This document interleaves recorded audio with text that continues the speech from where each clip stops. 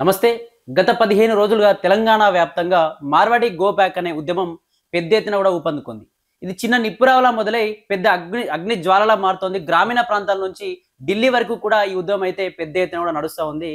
ఎందుకు అసలు ఈ ఉద్యమాన్ని ఈ రకంగా ఎందుకు తెరపైకి తీసుకురావాల్సి వచ్చింది? ఏదైతే మోండా మార్కెట్‌లో ఇష్యూ జరిగింది, ఆ ఇష్యూకి సంబంధించి కూడా డైలీ అదే ఇష్యూ మాట్లాడుతా ఉన్నారు. ఇప్పుడు నిన్న అటు బాధితులు కావచ్చు, కొట్టిన వాళ్ళు కావచ్చు, దెబ్బలు పడ్డ వ్యక్తులు కూడా కాంప్రమైజ్ అయ్యి ప్రెస్ మీట్ పెట్టి ఇప్పటి నుంచి ఈ ఇష్యూను వదిలేయండి. ఈ ఏదైతే మార్వాడీలందరూ ఉన్నారో మేము అన్నదమ్ములుగా ఉంటాం, బావబమ్మరులుగా మిసులుకుంటాం, ఇక్కడ ఒక ఫ్యామిలీ లాగా ఉంటామని చెప్పేసి నిన్న పెద్ద ఎత్తున ప్రెస్ మీట్ పెట్టి కొంచెం ఈ ఉద్యమాన్ని ఆపేయండి. వీళ్ళు మన భారతీయులు అని చెప్పేసి కూడా ఇటు బీజేపీకి సంబంధించిన సాయి కిరణ్ లాంటి వాళ్ళు కావచ్చు, అలాగే ఇటు మార్వాడీలు కూడా ప్రెస్ మీట్ పెట్టిన పరిస్థితి. అయినా కూడా తెలంగాణ ఉద్యమకారులు ఈ రోజు ఎన్ని రోజుల నుంచి అయితే పోరాటం చేస్తా ఉన్నారో వాళ్ళు లేదు ఈ ఉద్యమం ఖచ్చితంగా పెద్ద ఎత్తున కూడా ముందు తీసుకెళ్తాం. ఎందుకంటే ఈ మార్వాడీల వల్ల కావచ్చు, గుజరాతీ రాజస్థాన్ల వల్ల తెలంగాణకు తీవ్ర అన్యాయం జరుగుతా ఉందని చెప్పేసి కూడా పెద్ద ఎత్తున మాట్లాడుతున్న పరిస్థితి. అసలు నిజంగా ఈ మార్వాడి నినాదం వెనుక నిజంగా అన్యాయమైనా జరుగుతా ఉందా తెలంగాణకు? అసలు ఏం జరుగుతోంది? ఈ ఈ సమయంలోనే ఎందుకు తెరపైకి తీసుకురావాల్సి వచ్చింది? ఈ అన్ని అంశాలపైన మాట్లాడే ప్రయత్నం చేద్దాం. మనతో పాటు అడ్వకేట్ మరియు తెలంగాణ రాష్ట్ర బీజేపీ నాయకురాలు మౌనిక శుంకర గారు ఉన్నారు. అక్క నమస్తే అక్క. అక్క ఎట్లా చూస్తారు? ఒక 15 రోజులుగా కూడా పెద్ద ఎత్తున ఏ న్యూస్ కూడా వినిపించినంతగా ఒకప్పుడు తెలంగాణ ఉద్యమం చూసినాం. తర్వాత ఈ మార్వాడి గో బ్యాక్ కావచ్చు, మార్వాడి కల్చర్ గో బ్యాక్ అని చెప్పేసి కూడా పెద్ద ఎత్తున నినాదాలు వినిపిస్తా ఉన్నాయి, ఉద్యమాలు నడుస్తా ఉన్నాయి. దీన్ని ఏ రకంగా చూస్తారు? నిజంగా ఈ ఇష్యూ విషయంలో తెలంగాణకి ఏమైనా అన్యాయం జరుగుతుందా మార్వాడీల వల్ల? ఏం చెప్తారు? తెలంగాణకు అన్యాయం అనొద్దు బాను, ఇది భారతదేశం యూనిటీకి అన్యాయం జరుగుతుంది, హిందువులకు అన్యాయం జరుగుతుంది. హిందువులను ఎప్పుడైనా కూడా కుల ప్రాంత భాష ఆధారంగా విడదీయడం అనే నేరేటివ్ 1947కి ముందు నుంచే నడుస్తుంది. అట్లా నడుస్తున్న దాన్ని దురదృష్టవశాత్తు ఇప్పుడు పృథ్వీరాజ్ చౌహాన్ని మొహమ్మద్ గోరి పట్టుకోలేదు, వాడికి అంత దమ్ము లేదు. కానీ జయచంద్ ఎవరైతే ఉన్నాడో వాడెళ్ళి మొహమ్మద్ గోరికి హెల్ప్ చేయడం వల్ల పృథ్వీరాజ్ చౌహాన్ మొహమ్మద్ గోరికి దొరికింది. ఇన్ ద సేమ్ వే మన దేశంలోనే ఉన్న కొన్ని చీడ పురుగులు మన వాళ్ళని శత్రువులకు పట్టించడం, లేదా మన వాళ్ళని కిందికి లాగడం, లేదా మన దేశాన్ని ద్రోహం చేయడం, మన ధర్మానికి ద్రోహం చేయడం లాంటివి చేస్తుంటారు. వీటిని మనం అర్థం చేసుకోవాలి. అర్థం చేసుకొని హిందువులం మనందరం, హిందూ మార్వాడి, హిందూ దళితుడికి మధ్యలో గొడవైంది. మిగతా హిందువులందరూ వెళ్ళి వాళ్ళిద్దరిని కాంప్రమైజ్ చేయాలి. మనందరం ఒక దేశ పౌరులం, మనం ఈ సనాతన ధర్మానికి వారసులం. ఈ ముచ్చట చెప్పి దేశం కోసం ధర్మం కోసం పనిచేయాలి, ఈ దేశానికి ఈ ధర్మానికి మనం వారసులం అనే విషయాన్ని తెలిపగలిగితే ఆ గొడవలు ఏమైనా ఉన్నాయంటే వాళ్ళు కాంప్రమైజ్ అయిపోతారు. మీరు చూస్తున్నారు ఆల్రెడీ వాళ్ళు కాంప్రమైజ్ అయింది. కానీ ఎవరైతే ఇట్లాంటి లొల్లిలు అయితే దానిలో కొన్ని ఫండింగ్లు వచ్చి ఆ ఫండింగ్లతోని వాళ్ళ పబ్బం గడిపించుకోవాలని చూసేటోళ్ళు ఎవరైతే ఉన్నారో అట్లాంటి వాళ్ళు దీన్ని ఇంకా ఉధృతం చేయాలని చూస్తున్నారు. కానీ వీళ్ళ పప్పులు ఉడకవు. హిందూ ఇప్పుడు మేల్కొన్నాడు. హిందూ ఇప్పుడు తన కర్తవ్యం ఏంటి దేశం పట్ల, తన కర్తవ్యం ఏంటి ధర్మం పట్ల, తన బాధ్యత ఏంటి తన దైవం పట్ల అన్న విషయం తెలుసుకున్నాడు. కాబట్టి ఇప్పుడు హిందూని ఇట్లాంటి చీప్ నేరేటివ్స్ తోని, కుల ప్రాంత భాష ఆధారంగా విడదీసే నేరేటివ్స్ తోని హిందూ మీకు దొరకడు. హిందూ ఇప్పుడు మార్వాడి అనేది ఒక కులం, ఆ కులానికి ఉండి ఇంకో కులానికి మధ్యలో గొడవ పెట్టి వాళ్ళని వెళ్ళిపోమని ఇక్కడ అస్థిరత్వం తేయాలని చూస్తున్నారు. అది కాని పని. ఇక్కడ మోండా మార్కెట్ లో గొడవ జరగక ముందు నుంచి కూడా ఈ ఉద్యమం అయితే వినిపిస్తా ఉంది. కానీ గొడవ జరిగిన తర్వాత పాటలు బాడిన వ్యక్తులను అరెస్ట్ చేయడం ఎస్ఓటి పోలీసులు, ఈ తర్వాత ఉద్యమం పెద్ద ఎత్తున కూడా ఒక అగ్ని జ్వాలలా మారిన పరిస్థితి. ఇక్కడ ఏంది వాళ్ళకి సంబంధించిందంటే కులవృత్తులు నాశనం అవుతా ఉన్నాయి.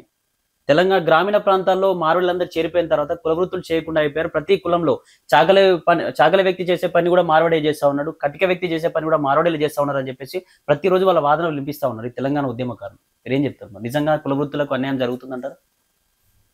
ఇప్పుడు మీరు ఇందాక మంగళ వ్యక్తి ఆయన కుల వృత్తిని తీసుకున్నారు.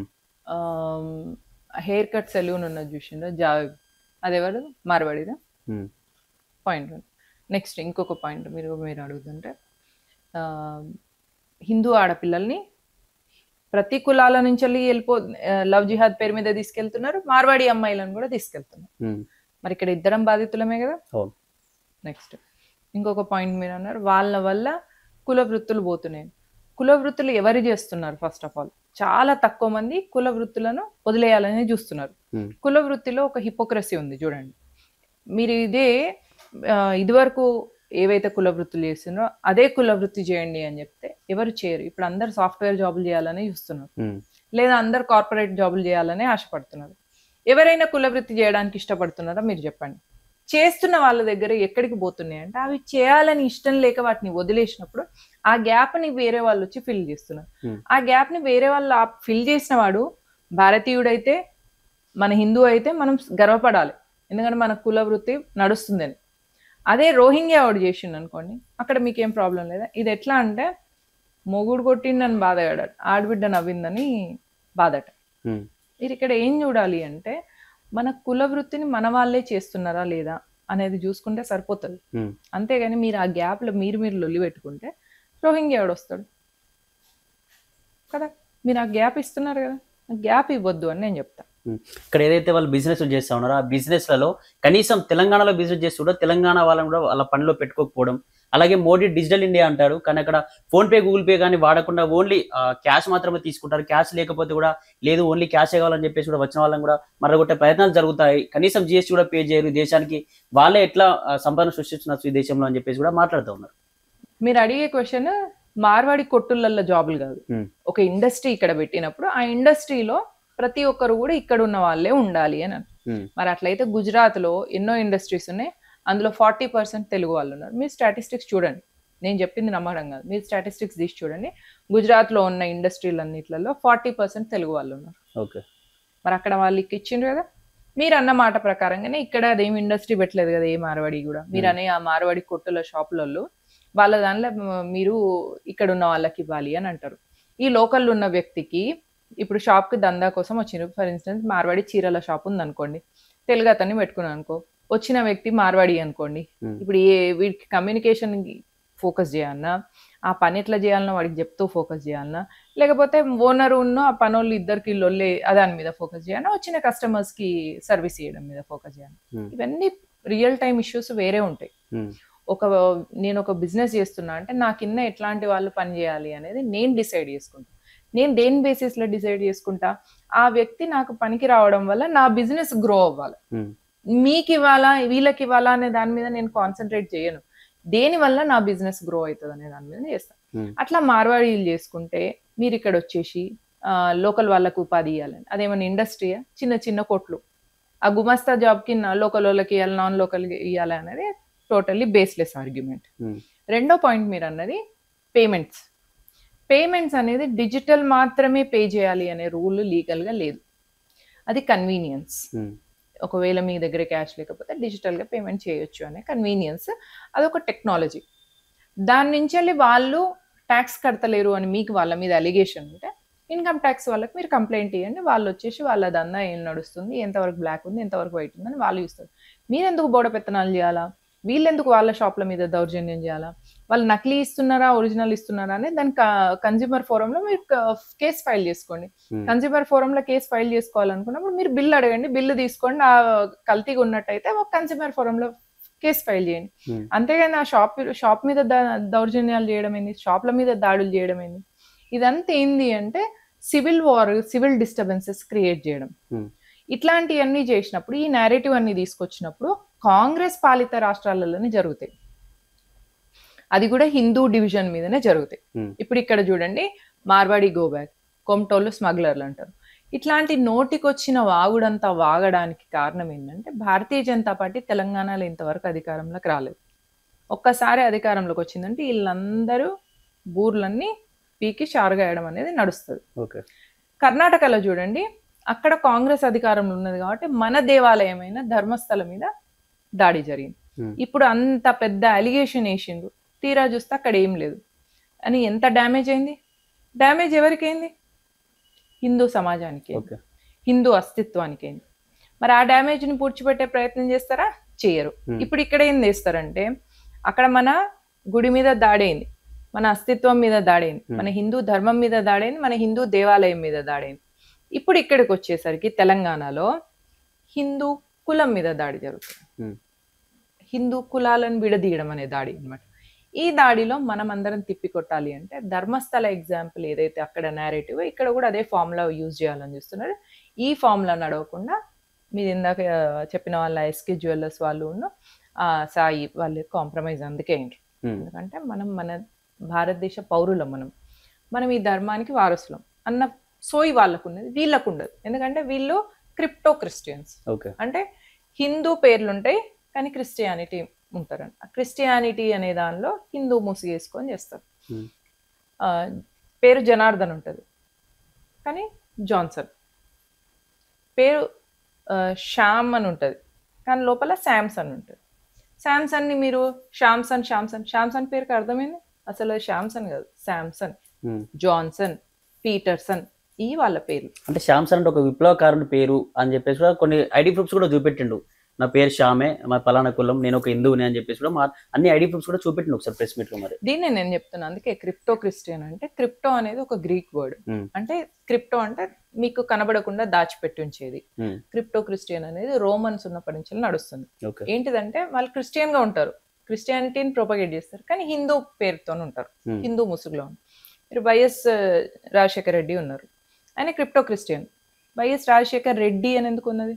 రెడ్డి అనగానే మనోడు అని అనుకొని అందరూ సపోర్ట్ చేస్తారు, అది రాంగ్. అరవింద్ కేజ్రీవాల్ ఆయన కూడా క్రిప్టో క్రిస్టియన్, కానీ క్రిస్టియానిటీని బయటికి చెప్పకుండా హిందూ లాగా ఉండడానికి ట్రై చేస్తాడు, ఫేవర్స్ మాత్రం క్రిస్టియానిటీకి చేస్తాడు. అతను ఏమున్నది, లోపల వేరే పేరు ఉంటుంది, లోపల పాటించేది క్రిస్టియానిటీ ఉంటుంది, కానీ చేసేది ఏముంటుంది, హిందూ పేర్లతోనే నడిపిస్తుంటారు. సో ఈ క్రిప్టో క్రిస్టియన్స్ ఎజెండా చాలా డేంజర్ ఉంటుంది. ఎందుకంటే వీళ్ళు శత్రువు, ఇప్పుడు మీకు మొహం బయటపెట్టి క్లియర్గా వచ్చి మీతో ఫైటింగ్ చేసిన వాడు ఆ శత్రువుతో మీరు ఎంతైనా ఫైట్ చేయొచ్చు, కానీ మీరు దొంగచాటుకు వచ్చే వాటితో ఎట్లా ఫైటింగ్ చేస్తారు?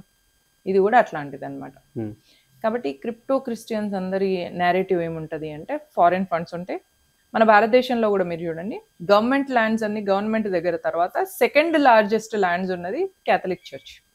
క్యాథలిక్ చర్చ్కి యూఎస్ కూడా ప్రతి సంవత్సరం బడ్జెట్లో కొంత పర్సంటేజ్ ఇస్తుంది. ఆ పర్సంటేజ్ వాళ్ళు ఇండియాకు పంపిస్తారు, సో దట్ ఇండియన్ కూడా క్రిస్టియనైజ్ చేయడం కోసం. దాన్ని సోల్ హార్వెస్టింగ్ అంటారు, అకార్డింగ్ టు క్రిస్టియన్ ప్రొపగేషన్. భారతదేశాన్ని క్రిస్టియనైజేషన్ చేయాలి అని. ఈ శాంసన్ ఏందండి నాకు అర్థం కాదు. శ్యామ్ కుమార్ ఉంటుంది, లేదా శ్యామ్ ఏదన్నా ఉంటుంది మన దగ్గర. శాంసన్ ఏంది? ఒక విప్లవకారుని పేరు అని చెప్పేసి కూడా చెప్తా. ఎవరా విప్లవకారుడు చెప్పండి, ఎక్కడున్నాడు? వీళ్ళు పుట్టించినా లేకపోతే ఆకాశం నుంచి ఊడిపడ్డాడు ఆ విప్లవకారుడు? చరిత్ర ఏంది, ఎక్కడ పుట్టిండి, ఏంది పేరు చెప్పమని ఏముండదు వీళ్ళకు. ఒక కొత్తది ఏదో తీసుకొచ్చాడు. తెలంగాణ అనేది నీళ్లు, నిధులు, నియామకాల కోసం మా నీరు మాకే కావాలి, మా నిధులు మాకే కావాలన్న ఉద్దేశంతో వచ్చిన ఒక ఉద్యమం. తెలంగాణ సెపరేట్ అయిపోయింది అంతే, బస్. ఇక తెలంగాణకు అస్తిత్వం లేదు. ఈ పాస్పోర్ట్ మీద తెలంగాణ అని ఉంటుందా, భారతీయుడు అని ఉంటుందా? భారతీయుడనే ఉంటుంది. మీరు ఎట్లయితే మీ కులం దురభిమానంతో ఉంటారో, ప్రాంత దురభిమానం కూడా అంతే నీచమైంది. కులం పట్ల అభిమానం ఉండాలి, కానీ మీరు Hindu. In the same way మీకు ప్రాంతం పట్ల అభిమానం ఉండొచ్చు, ఉండాల్సిన అవసరం కూడా లేదు అసలు అయితే, కానీ మీరు భారతీయుడు. ఎందుకంటే మీ ఐడెంటిటీలో, మీ దాంట్లో గవర్నమెంట్ ఆఫ్ ఇండియానే ఉంటుంది. మీ ఆధార్ కానీ ఇదేని మీదైనా కూడా గవర్నమెంట్ ఆఫ్ భారత్ అని ఉంటుంది, గవర్నమెంట్ ఆఫ్ తెలంగాణ అని ఉండదు. ఎందుకంటే centre government is the key. కాబట్టి ఈ ఫాల్స్ నేరేటివ్స్ నుంచి బయటకు వచ్చేసి మనం హిందువులుగా ఈ దేశానికి, ఈ ధర్మానికి వారసులుగా మన కాంట్రిబ్యూషన్ మనం ఇవ్వాలి. ఇక్కడ తెలంగాణలో కల్చర్ కూడా నాశనం అవుతుంది. ఎందుకంటే మన బతుకమ్మలు, తెలంగాణ తల్లులు ఆడే బతుకమ్మ దగ్గరికి దాండే ఎందుకు వచ్చింది, వాళ్ళ కోలాటలు ఎందుకు వచ్చినాయి, బతుకమ్మ ఆడే విధానం కూడా చాలా మార్పులు వచ్చినాయి. మార్వాడీలు వచ్చిన నుంచి మన సంస్కృతిని నాశనం చేస్తూ ఉన్నారు అని చెప్పేసి మాట్లాడుతూ ఉన్నారు. మార్వాడీలు మధ్యలో దీపం పెడతారు, దీపం పెట్టి అమ్మవారికి ఆ దీపం దేవి నవరాత్రి అంటారు వాళ్ళు, దుర్గా నవరాత్రి. మనం బతుకమ్మ ఆడితే ఏమైతే మధ్యలో ఏం పెడతాం, గౌరమ్మని పెడతాం. చీర నేను ఇప్పుడు ఇట్లా కట్టుకున్నాను, వాళ్ళు ముందుకు కట్టుకుంటారు. చీర వేరే అయిపోలేదు కదా, రెండు ఒకటే.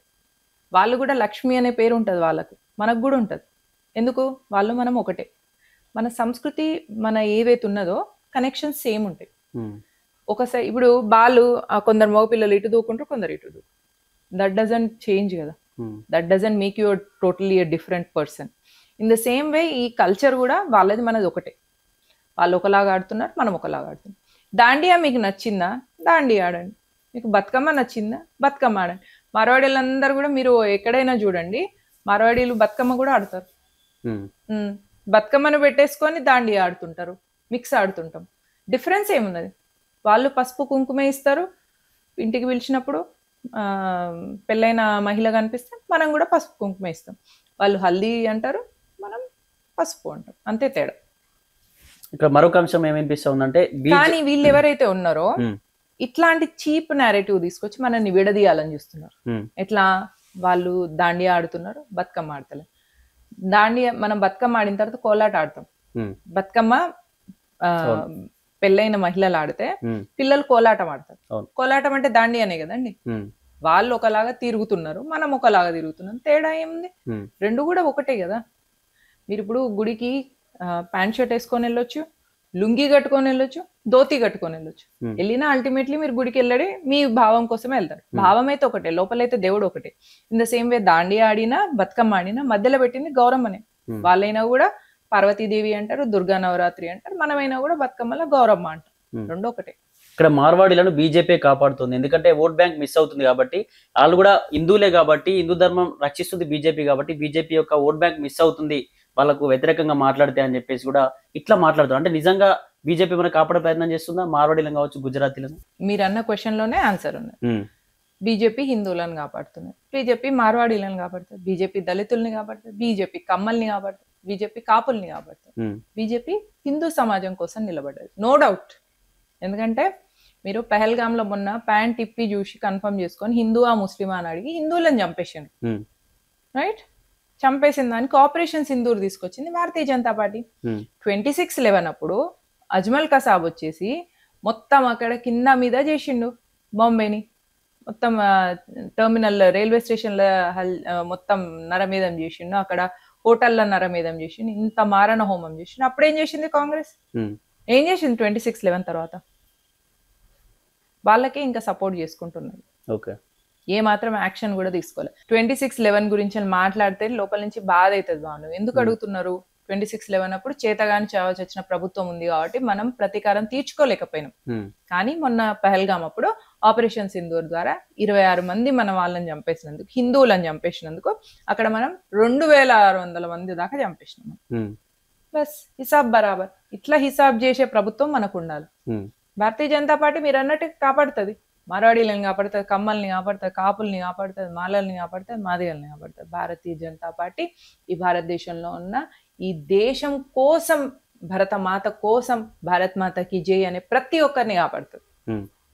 ఇక్కడ ఆల్రెడీ ఈ పెద్ద ఎత్తున ఉద్యమం తీసుకెళ్తాం. ఒక మోండా మార్కెట్ ఇష్యూ ఒకటే కాదు, వాళ్ళు కల్తీ సామాన్లు అమ్ముతా ఉన్నారు, కుల వృత్తుల్లో దూరిపోయారు, గ్రామీణ ప్రాంతాల్లోకి వచ్చేసారు. ఖచ్చితంగా కొన్ని రోజుల్లో తెలంగాణని కూడా ఆంధ్ర వాళ్ళు ఎట్లా స్వాధీనం చేసుకున్నారో ఆ విధంగానే స్వాధీనం చేసుకోబోతున్నారు అని చెప్పేసి కూడా ఒక సంఘం ఏర్పాటు చేసిరు. పినమర్తి రవి కావచ్చు, తెలంగాణ సంఘం, వీళ్ళందరూ కలిసి ఒక సంఘం ఏర్పాటు చేసి పెద్ద ఎత్తున ఉద్యమం ముందుకెళ్తుంది. ఒకప్పుడు ప్రత్యేక తెలంగాణ కోసం ఎట్లా అయితే ఉద్యమం చేశామో అదే అంత పెద్ద ఎత్తున కూడా ఉద్యమం చేయబోతాను అని చెప్పేసి కూడా అసలు విరమించుకునే ఛాన్స్ లేదని చెప్పేసి కూడా చెప్తా ఉన్నారు. మరి ఇప్పుడు ఆంధ్ర వాళ్ళు ఇట్లా చేసిండ్రు అని అంటారు, మళ్ళీ తర్వాత మార్వాడి వాళ్ళు ఇట్లా చేసిండ్రు అంటారు. తర్వాత ఏం చేస్తారంటే దానిలో కమ్మరోళ్ళు కాపోళ్ళకు లొల్లి పెడతారు, మాలవాళ్ళకు మాదిగోళ్ళకు లొల్లి పెడతారు, పద్మశాలీలకు రజకోళ్ళకు లొల్లి పెడతారు, రెడ్లకు బ్రాహ్మణులకు వైశ్యులకు అందరికి ఇండ్ల లొల్లి పెట్టడం. అల్టిమేట్లీ ఏంటంటే హిందువులు కొట్టుకునేలాగా చూడడం. ఎవరు చేస్తారు ఇట్లాంటివి అంటే అర్బన్ నక్సల్స్ అనే ఒక కాన్సెప్ట్ ఉంటుంది. అర్బన్ నక్సల్స్ ఇప్పుడు నక్సలైట్లు అడవులలో ఉంటారు, వాళ్ళ ఆ ప్రాంతంలో ఉన్న ఊర్లలో జెండా ఎగరేనియరు, స్కూళ్ళు పెట్టనియరు, అదే ఆ ప్రాంతంలో ఎలాంటి డెవలప్మెంట్ కానివ్వరు. ఎవరు? నక్సలైట్లు ఆ ఊర్ల దగ్గరలో. వాళ్ళ నుంచి కొందరు జనజీవన స్రవంతికి వచ్చిన వాళ్ళు వీళ్ళని ఏమంటారు అంటే అర్బన్ నక్సల్స్ అంటారు. మొన్న మన శాతవాహన యూనివర్సిటీ ప్రొఫెసర్ సుజాత సూరపల్లి ఆమె ఏం చేసింది, ఆపరేషన్ సింధూర్ ని రక్త సింధూరం అనుకుంటుంది, నేను ఇది ఏందో పవిత్రమైంది అనుకుంటే ఇదేదా అని అనేసి అవహేళనగా ఆపరేషన్ సింధూర్ ని, ఇండియన్ ఆర్మీని, భారతీయ జనతా పార్టీని, నరేంద్ర మోదీ ప్రభుత్వాన్ని వ్యంగ్యంగా మాట్లాడింది. దానికి అక్కడ స్టూడెంట్స్ అందరూ కూడా ఆమెకు బుద్ధి చెప్పింది. ఇప్పుడు ఇంక కొందరు ఉంటారు, వీళ్ళకు ప్రొఫెసర్లు ఉంటాయి అన్నట్టు, ప్రొఫెసర్ హరగోపాల్, ఇంకేదైనా ప్రొఫెసర్. వీళ్ళు ఏంటంటే ఇట్లాంటి లోపల హిందువులను విడదీయడానికి ఏవైతే నేరేటివ్స్ ఇస్తాయో వాటన్నిటికీ వీళ్ళకి చైనా నుంచి వచ్చిన ఫండ్స్ తీసుకొని ఆ ఫండ్స్ తోని వీళ్ళు ఇక్కడ ఉద్యమాలు నడిపిస్తారు. ఒక ఉద్యమం నడిపియంగానే అక్కడ వీళ్ళ బాస్ కి చెప్పగానే వాడు ఇన్ని పైసలు ఇస్తాడు, ఆ పైసలు తినుకుంటే వీళ్ళు బతుకుతుంటారు. ఇట్లాంటి చీడపురుగులు. ఈ చీడపురుగులు ఇంకో కొందరు ఎట్లా ఉంటారంటే మీడియాలలో కూడా ఉన్నారు, యూట్యూబ్లలో. ఇప్పుడు వనజ అని ఒక ఆమె ఉంది, జర్నలిస్ట్ అని పేరు చెప్పుకుంటది, మహువా మీడియా అని ఒక మీడియా సంస్థ నడుపుతుంది. అందులో మీరు చూడండి ప్రతి దాంట్లో భారతీయ జనతా పార్టీ నెగిటివిటీ చూపిస్తుంది, హిందుత్వంలో ఉన్న నెగిటివిటీ చూపిస్తుంది, హిందూ ధర్మగురువుల గురించి మాట్లాడుతుంది, మనము గరికపాటి గారిని వ్యంగ్యంగా వ్యతిరేకిస్తుంటది. మరి ఈమె ముల్లాని మాట్లాడమను, మిషనరీ గురించి మాట్లాడమను, వీళ్ళకి అప్పుడు నోట్లలో ఫెవికాల్ పడతాయి అన్నమాట. లేదంటే హిందువుల గురించి అయితే మాత్రం బాజాప్తుగా డివిజన్ తీసుకొస్తారు. హిందువులకు గొడవలు పెట్టడంలో వీళ్ళు రెడీగా ఉంటారు, ఎందుకంటే పైనుంచి వచ్చిన ఫండ్స్ని వీళ్ళు వాడికే వాడుతుంటారు.